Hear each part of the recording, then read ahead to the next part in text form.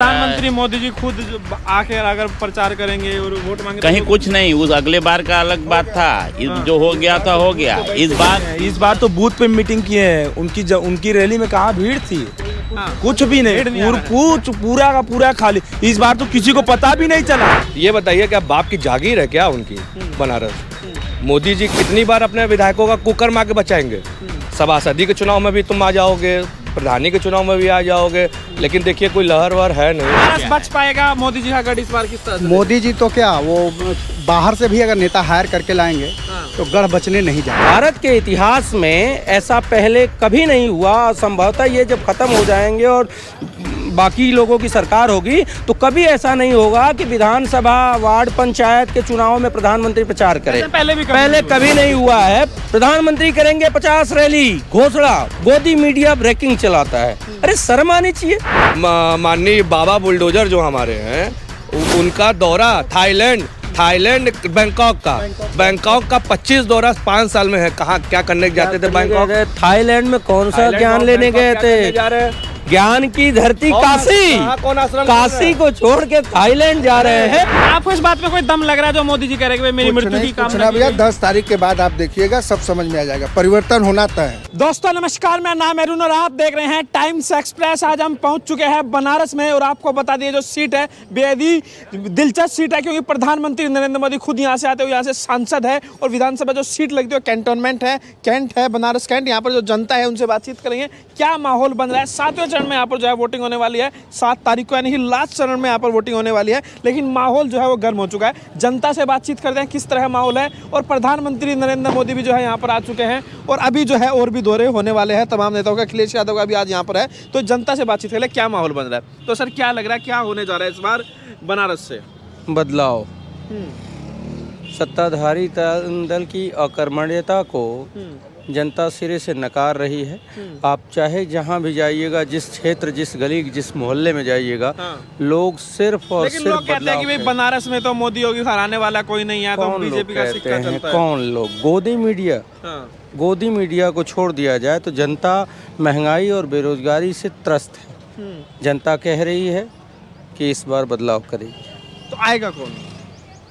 देखिए, ऐसा है कि आएगा कौन का सवाल, कांग्रेस ने मूल मुद्दों पे बात की है। तो हम तो बात ये करते हैं कि जिसने रोजगार की बात की है, जिसने महंगाई कम करने की बात की है, जिसने जनता के अधिकारों को वापस करने की बात की है, वही आएगा। पूरी फाइट में कांग्रेस कहाँ दिखाई दे रही है आपको इस पूरे चुनाव में? कांग्रेस ने अपने मुद्दों की बात की है। कांग्रेस विकल्प बनेगी। जनता में एक अंडर करंट है और जनता कांग्रेस। आज अखिलेश की भी रैली होने वाली है, क्या लग रहा है? मैं दूसरों की बात क्यों करूं? मैं ये जानता हूं कि कांग्रेस के रीजन में जब $167 कच्चा तेल था, तब भी यहाँ बनारस में 70 रुपये पेट्रोल था। अब तो खैर जो क्राइसिस वर्ल्ड में हुई है इस वजह से बढ़ रहा है, लेकिन जब $30 कच्चा तेल हुआ तब भी इस बनारस में 100 के लोग कह रहे हैं और खुद सरकार के लोग भी कि सरकार ने सड़कें बनाई है, इंफ्रास्ट्रक्चर बना है, तो झूठ बोल रहे हैं। प्रधानमंत्री झूठ बोलते हैं, उनके मंत्री झूठ बोलते हैं, उनके नेता झूठ बोलते हैं, उनकी मातृ संगठन RSS के लोग झूठ बोलते हैं। मैं आपको बताता हूँ, ये बहुत ढिढोरा पीटते हैं काशी विश्वनाथ कॉरिडोर का। वहाँ पे हुआ क्या है कि अक्षय वट को तोड़ा गया है। वहाँ पे 120 मंदिर करीब तोड़ के मिट्टी में मिला दिए गए। उन्होंने आस्था पे चोट की है। और बनाया क्या है? होटल। काशी विश्वनाथ परिषद का 1/5वां हिस्सा मंदिर के पास है और 4/5 हिस्सा जो 80% हिस्सा है वो होटल के रूप में बड़े बड़े कारोबारियों को अलॉट हो रहा है। बीजेपी लोग कह रहे हैं जीर्णोद्धार हो गया है, ऐसा कुछ नहीं मानते आप? जीर्णोद्धार क्या हुआ है? मंदिर क्या पहले नहीं था? आज तो लोग वो वहाँ कह रहे हैं कि नहीं, जो बाकी शनि मंदिर था वो कहाँ गया? तो मोदी जी के आने से आपको कोई फायदा हुआ? प्रधानमंत्री कोई फायदा नहीं हुआ। जनता का सिर्फ नुकसान ही नुकसान हुआ है। बनारस के लिए स्पेशल कुछ नहीं? नथिंग। बनारस नहीं, पूरे देश में कुछ नहीं हुआ है। वही तो पूछ रहे हैं। आप बता दीजिए, वो जो काशी विश्वनाथ, मैं कंप्लीट कर लूँ।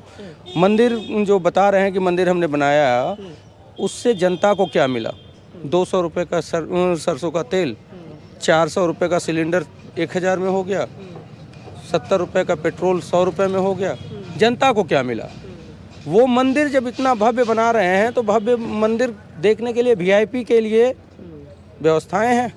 बाकी कल अभी शिवरात्रि बीती है, पब्लिक लाइन में है और वीआईपी एक गेट से डायरेक्ट जाता है और दर्शन कर लेता है। तो पब्लिक के लिए क्या हुआ, मैं सवाल पब्लिक की तरफ से करना। ठीक है, ये कह रहे हैं कि कुछ खास जो है वो बनारस को नहीं मिला। युवा है, युवा कैसे देख रहे हैं जी? युवाओं के सामने बड़ा मुद्दा क्या है, किस आधार पर वोट करने जा रहा है 7 तारीख को? देखिए, बड़ा मुद्दा यही है कि एक तरफ से देखा जाए युवा बहुत ज़्यादा परेशान है। सरकार जब इनकी बनी थी तो इन्होंने वादा किया था कि युवाओं को खास ध्यान दिया जाएगा। रोजगार 5 करोड़ रोजगार इन्होंने बोला था देने को, उसका आप देखिएगा तो कुछ 10% भी इन्होंने नहीं किया है।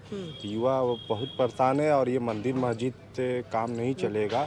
इन्होंने एक काम बढ़िया किया है कि मंदिर बनवाया है और उसमें घंटा लगा दिया। घंटा बस युवाओं को काम आ गया, घंटा जाके बजाइए, मैं मंदिर बना दिया। इससे कुछ होने वाला क्या नहीं आपको लग रहा है बनारस में बीजेपी के लिए कोई चुनौती है इस बार, या फिर मोदी जी का आने से कुछ समीकरण बदले हैं? नहीं, ऐसा कुछ नहीं है। अगर बीजेपी के लिए समीकरण होता तो मोदी जी यहाँ नहीं आते। अब उनको खुद डर सताने लगी है तो ही तो यहाँ वो आ रहे प्रचार करने। अगर वाकई में उनके विधायक काम किए होते तो मोदी जी आपको क्या बेस्ट ऑप्शन लग रहा है आपको? तो ऑप्शन यही लग रहा है कि बदलाव आएगा। जनता का मूड इस समय बदला हुआ है और बहन प्रियंका गांधी जी भी देख रहे हैं कि बहुत तेज़ी से युवाओं के लिए आगे आ रही, महिलाओं के हक की लड़ाई लड़ रही है और पूरा उम्मीद है कि बदलाव आएगा। जी, आपको क्या समझ में आया सरकार में? कुछ अच्छा काम बताइए, कुछ आपको लग रहा है कुछ हुआ है? नरेंद्र मोदी जब 2014 में आए तो उन्होंने कहा मुझे कोई बुलाया नहीं, मुझे माँ गंगा ने बुलाया। माँ गंगा ने बुलाया। माँ गंगा, क्या आप अपने माँ के सीने पे आप बुलडोजर चलवाएंगे? नहीं, उन्होंने बीच में से नहर बनवा दिया। 12 करोड़ रुपया खर्च कराकर, बाढ़ आया वो ख़त्म हो गया। ये जो स्मार्ट सिटी बना दिया है। स्मार्ट सिटी कौन बनाएगा? उनकी हैसियत है बनारस की गली गली को स्मार्ट सिटी बना दी। स्मार्ट सिटी तब बनता है जब हमारी गली की जब सड़कें जब एकदम अच्छे से रहे तब वो स्मार्ट सिटी होती है। ये नहीं कि एक जगह पोल लगवा दिया, वहाँ खम्मा लग गया। जो ये लगाए हैं एलईडी, सब जाकर देखिए सब खराब है, कुछ भी नहीं। एलईडी लगाया है? हाँ, एलईडी लगाया और कुछ भी नहीं। आप बताइए जी, क्या लग रहा है, क्या होने जा रहा है इस बार? देखिए, बनारस का चुनाव निर्णायक होने जा रहा है। यहाँ पे जो सबसे स्वच्छ छवि के डॉक्टर राजेश मिश्रा चुनाव लड़ रहे हैं, उनके जैसा नेता पूरे पूर्वांचल में कोई है नहीं। गोल्ड मेडलिस्ट हैं यहाँ पे। कैंट में सीधा चुनाव राजेश मिश्रा लड़ रहे हैं, उनसे आगे कोई है नहीं। हर क्षेत्र में देखेंगे तो राजेश मिश्रा को जन समर्थन। लेकिन बीजेपी का गढ़ कहा जाता है बनारस को। सब तोड़ देंगे। राजेश मिश्रा यही बीजेपी के गढ़ को तोड़े थे, सांसद हुए थे यहाँ से। बीजेपी का गढ़ था ना, तो राजेश मिश्रा ही ने एक ऐसा नेता थे जो कि यहाँ से 4 बार के सांसद को, 3 बार के सांसद को उन्होंने हराया था यहाँ से। कैसे कह रहे हैं कि कोई नई बीजेपी का गढ़ है? यहाँ बेरोजगारी पे चुनाव हो रहा है, शिक्षा पे चुनाव हो रहा है। प्रधानमंत्री मोदी जी खुद आके अगर प्रचार करेंगे और वोट मांगे कहीं कुछ नहीं। उस अगले बार का अलग बात था, जो हो गया था हो गया। इस बार तो बूथ पे मीटिंग किए हैं। उनकी रैली में कहाँ भीड़ थी? कुछ भी नहीं, पूरा का पूरा खाली। इस बार तो किसी को पता भी नहीं चला। इस बार किसी को पता भी नहीं चला कि मोदी जी ऐसा है भैया। देखिए, ये बनारस का चुनाव है, प्रधानमंत्री जी का संसदीय क्षेत्र है। प्रधानमंत्री जी अपने विधायकों को कितनी बार बचाएंगे? एक बार मोदी लहर में मान लीजिए आप किसी भी एरे गेरे को आप टिकट दे दिए, सब जीत गया। तो अभी कुछ लहर बची कि नहीं? सुनिए, माननीय जो हमारे कैंट के विधायक हैं, उनकी स्थिति पूरे बनारस के, यदि आप आम पब्लिक से कैमरा हटा के बात करेंगे तो आपको पता चल जाएगा कि उनकी हकीकत क्या है। कैमरे पे भले हो सकता है कि कोई किसी का सपोर्टर हो, बढ़िया बोल के निकल जाएगा, लेकिन अब यदि ऑफ कैमरा बात करेंगे ना, तो जो कैंट के विधायक हैं उनकी स्थिति ये है कि शाम को 6 बजे जब अंधेरा हो जाएगा तो वो अपने मस्ती में हो जाते हैं। और उसी मस्ती में एक बार वो BHU गेट पर मार खाए थे, जिसकी वजह से उनके BHU के जो वहाँ के सुरक्षा कर्मी हैं उनको मारे थे दौड़ा करके। उनकी गाड़ी जब्त हो गई थी। उस गाड़ी पर जा करके हम लोगों ने जाकर के FIR लंका पे कराया था, लंका थाने में। आज भी उसकी FIR कॉपी हमारे पास है। माननीय विधायक जी 2 दिन बाद आकर के माफ़ी मांगते हैं कि हमसे गलती हो गई, ऐसी बातें हैं। ये बताइए कि बाप की जागीर है क्या उनकी बनारस? मोदी जी कितनी बार अपने विधायकों का कुकर मार के बचाएंगे? सभासदी के चुनाव में भी तुम आ जाओगे, प्रधानी के चुनाव में भी आ जाओगे, लेकिन देखिए कोई लहर वहर है नहीं। आदमी हम साफ सुथरा बात कहता हूँ। मंदिर सुनिए भैया, राम मंदिर से मेरा घर चलेगा क्या? वो मेरा आस्था का विषय है। ये संकट मोचन को आप तोड़ करके इसमें मार्बल लगा देंगे तो उससे मेरा घर चलेगा, वो मेरा आस्था का विषय है। हम कभी खुश होते हैं, हम बीजेपी कह रहे हैं हमें वोट मिलेगा इससे, बीजेपी लोग को उम्मीद है हमें वोट। भैया देखिए, नहीं वोट देने वाले दे सकते हैं, हम उसका विरोध नहीं करेंगे, लेकिन यदि हम ये कहते हैं कि यदि संकट मोचन के मंदिर को तोड़ करके आप यदि उसको मार्बल लगा दीजिए, यदि उससे मेरा रोजगार बढ़ता है तो हम भी 10 लाख रुपए चंदा दे देते हैं। तो आप कह रहे हैं कि बीजेपी की स्थितियां पहले जैसी नहीं हम 10 लाख रुपए चंदा दे देते हैं, आप मेरा रोजगार बढ़ा दीजिए, बढ़ेगा क्या उससे? विश्वनाथ कॉरिडोर बना, बीजेपी की स्थितियां पहले जैसी वैसा स्थिति रहता तो प्रधानमंत्री जी 3 बार यहाँ पे नहीं, 3 दिन लगातार नहीं रहते। क्यों आ रहे हैं बचाने? अपने विधायकों को क्यों बचाने? और लोग कर रहे हैं, यहाँ के जितने विधायक हैं ये अपने यहाँ लोगों से कर रहे हैं कि मोदी जी आएंगे समा बदल देंगे। जनता बनारस बच पाएगा मोदी जी का गढ़ इस बार किस तरह से? मोदी जी तो क्या, वो बाहर से भी अगर नेता हायर करके लाएंगे तो गढ़ बचने नहीं जा रहा। इस बार पूरी भारत सरकार उतरी हुई है। समझिए 2014 का चुनाव एक लहर पे था, आज वो लहर कहाँ चला गया किसी को पता नहीं। 19 में भी जीते, एक छोटी फैक्टर आई थी, लेकिन अब वो झूठ का पर्दाफाश होने लगा। हमको 2 करोड़ रोजगार कहाँ गया? ये गब्बर टैक्स आपने बैठाया, वो नोटबंदी किया, कितना पैसा आपका ब्लैक आया? वो ब्लैक पैसा आया तो वो कहाँ है? आपने कोई स्पष्ट जवाब नहीं। उस चंद घरानों के लिए मोदी जी चंद घरानों के लिए काम कर रहे हैं। और ये भारतीय जनता पार्टी नहीं है, ये कॉरपोरेट की पार्टी है। चंद घरानों की सरकार है और चंद घरानों के इशारे पे नाचती हुई दिखती है। तो आपको कोई काम समझ में नहीं आ रहा मोदी जी का? चंद घरानों के लिए काम दिख रहा है ना, अंबानी और अडानी बढ़ रहे हैं, अंबानी अडानी बढ़ रहे हैं। लेकिन अभी जो है एक बात आप सुन लीजिए, अभी इस पूरे चुनाव में जो है राष्ट्रवाद का मुद्दा बड़ा अहम हो गया, बीजेपी लोग उठा रहे हैं, जैसे यूक्रेन का और रूस का युद्ध, उसको लेकर चुनाव में उठा। सुन लीजिए ना, न्यूज में देखिए, यूक्रेन के नागरिक बच्चे अभी आज सुबह मीडिया वालों ने कहा है कि सारे भारतीयों को निकाल लिया गया, लेकिन आप हकीकत देखिए, यूट्यूब पर जाकर देखिए, अभी भी बच्चे वहाँ फंसे हुए हैं। ये झूठ क्यों जनता को बरगलाया जा रहा है? सुन लीजिए, तो मोदी जी ने महाराजगंज की रैली में कहा कि देश का मजबूत होना जरूरी है। वो तो क्या बीजेपी के आने से देश मजबूत? क्या 2014 के पहले देश मजबूत नहीं था क्या? तो इस बयान का क्या मायना जो महाराजगंज में मोदी जी ने? वो केवल अपनी पब्लिसिटी कर रही है और मीडिया उनको बचा रही है। साफ सुथरी बात बता देता हूँ आपको, तो जनता बचाए किसके साथ जाएगी? जनता इस बार बदलाव कर देगी। जी हाँ, देखिए ऐसा है कि मोदी जी जो कह रहे हैं कि देश को मजबूत करना, देश को कमज़ोर किसने किया? मोदी जी ने। सारे सरकारी संस्थान बेच कौन रहा है? मोदी जी। आप बताइए, जब सारे सरकारी संस्थान, एम्स को भी बेच दोगे, BHU को भी बेच दोगे, रेलवे के रिसर्च, DRDO सबको बेच दोगे तो मजबूत कहाँ होगा? उन्होंने कहा ना कि बच्चे विदेशों में जा रहे हैं शिक्षा लेने। क्यों? क्योंकि आपकी शिक्षा नीति गलत है। आपने नई जो एजुकेशन पॉलिसी लाई है वो महंगी कर दी है, कॉरपोरेट उसमें घुसा है कमाई करने के लिए, शिक्षा को व्यापार बना दिया है। यही है कि 1.25 करोड़ 2.5 करोड़ तक चले जाता है MBBS में और वहाँ जाके 25 लाख में कर लेता है।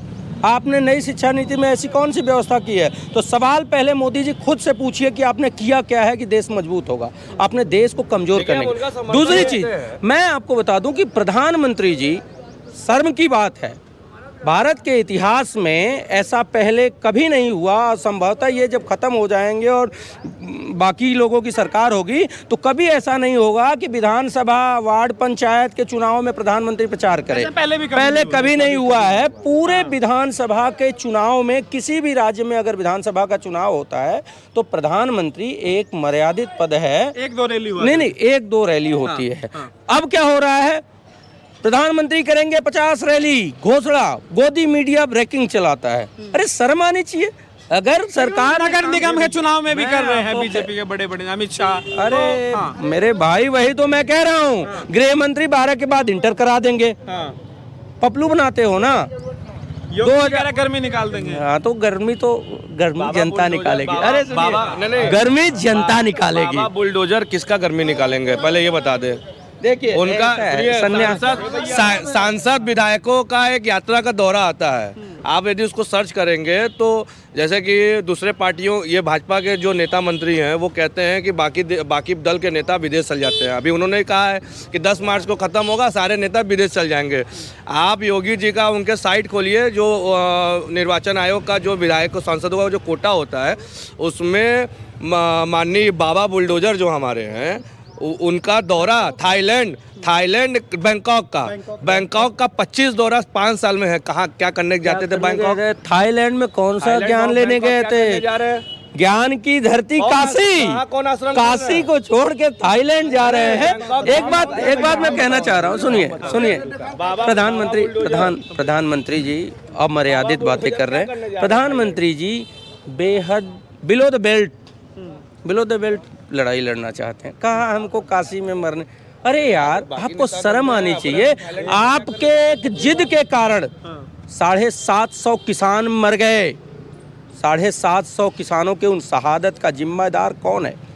यूक्रेन की जो समस्या है, सारे विश्व के अन्य देशों के जो छात्र थे, उन छात्रों को उन्होंने अपने बच्चों को, अपने नागरिकों को, अपने छात्रों को बहुत पहले विड्रॉ कर लिया। और हमारे प्रधानमंत्री जी चुनाव में व्यस्त हैं, और जब आज स्थिति ये हो गई है कि वहाँ से फ्लाइट नहीं टेक ऑफ हो पा रही है, तब कह रहे हैं कि हम बचा रहे हैं। आप 2 महीने पहले क्या कर रहे थे जब ये समस्या गंभीर हो रही थी? ठीक है, एक आखिरी सवाल यह है, प्रधानमंत्री मोदी जी ने खुद कहा कि बनारस में जो है मेरी मृत्यु की कामना की गई, कैसे आप देख रहे हैं? ये सब फिजूल की बातें हैं। हम किसी के मृत्यु की कामना नहीं करते हैं। हम बनारस के लोग दिल से उनकी स्वस्थ और सही रहने की कामना करेंगे। हमारे दल अलग हो सकते हैं, हम किसी के समर्थक हो सकते हैं, हम किसी की विचारधारा से, आइडियोलॉजी से मतलब नहीं रख सकते, लेकिन हम किसी के मृत्यु की कामना नहीं कर सकते। ठीक है, आपको इस बात में कोई दम लग रहा है जो मोदी जी कह रहे हैं कि मेरी मृत्यु की कामना? भैया 10 तारीख के बाद आप देखिएगा, सब समझ में आ जाएगा। परिवर्तन होना तय है बनारस में, एकदम 100% बनारस, पूरे प्रदेश, उत्तर प्रदेश का बनारस ठीक है। ई जो मोदी जी ने 2014 में आके बोले रहलन कि हम हई करब, अगर उनके इतनी हिम्मत बात तो फिर से एक बार एदा पारी कह जनता से कि हम वही वादा फिर से पूरा करब। एक बार फिर से आके कहें कि हम वही वादा फिर से पूरा करब, तो इनके चप्पल का हार पहना के भेज दिए। आखिरी सवाल है, हर हर मोदी घर घर मोदी का नारा भी यहीं से लगा था। देखिए, हर हर मोदी घर घर मोदी, उन्होंने तो आके कहा कि बाबा विश्वनाथ को हमने मुक्त करा दिया। भैया, तुम यदि बाबा विश्वनाथ ने तुमको बनाया है कि तुमने बाबा विश्वनाथ को बनाया, ये तुम तय कर लो या भाजपा वाले तय कर ले। एक बात मैं ये कहना चाहता हूँ कि उन्होंने काम किया है। उन्होंने काम बस यही किया है कि बनारस की सुबह को यदि आप देखेंगे तो बनारस की सुबह जैसे 2014 में दिखती थी पहले, और 2014 के बाद भी आज भी वैसे ही दिखती है। लेकिन क्या है ना, रात को इन्होंने ना चांदनी बार बना दिया है बनारस की सड़कों को। जिस चाइना को आप विरोध करते थे, जिस चाइना के सामानों का बहिष्कार कर रहे थे, आज उन्हीं चाइना के लाइटों को लगा करके आप सड़कों को चमका दिए। रात को सिर्फ चाइना ये इन्होंने चांदनी बार बना दिया है बनारस की सड़कों को। यहाँ पर देखिए, ऐसा आप एक सवाल कर रहे थे स्मार्ट सिटी। आप यहाँ की गलियों में बजरडीहा, खोजमा, शिवपुरवा, आप यहाँ चले जाइए, आपको स्मार्ट सिटी का असली हकीकत पता चल जाएगी। कोई स्मार्ट सिटी, 100 स्मार्ट सिटी बनाने का वादा था, आज प्रधानमंत्री जी बताएं कि एक उन्होंने 2014 के बाद कोई एक शहर स्मार्ट बनाया हो। और मोदी जी ने हर साल गांवों को गोद लेने की बात करते थे। एक गांव डेवलप हुआ है उसको बताते। हमारे भारत के जितने भी मंत्री और सांसद जिस गांव को गोद लिए, वो गोद में ही रह गया। और इसका जीता जागता सबूत नागेपुर और जयपुर, ये दोनों गांव हैं। यहाँ पर जो है आपने देखा, हमने तमाम लोगों से बातचीत की, बनारस के लोगों से बातचीत की। जो गुस्सा है, जो नाराजगी है बीजेपी और प्रधानमंत्री मोदी के खिलाफ, वो साफ तौर से आप देख सकते हैं। या साफ तौर से कहना इस बार जो है बदलाव होगा। आपकी क्या राय है, मैं जरूर बताइए। वीडियो को लाइक कीजिए, शेयर कीजिए, टाइम्स एक्सप्रेस को सब्सक्राइब कीजिए।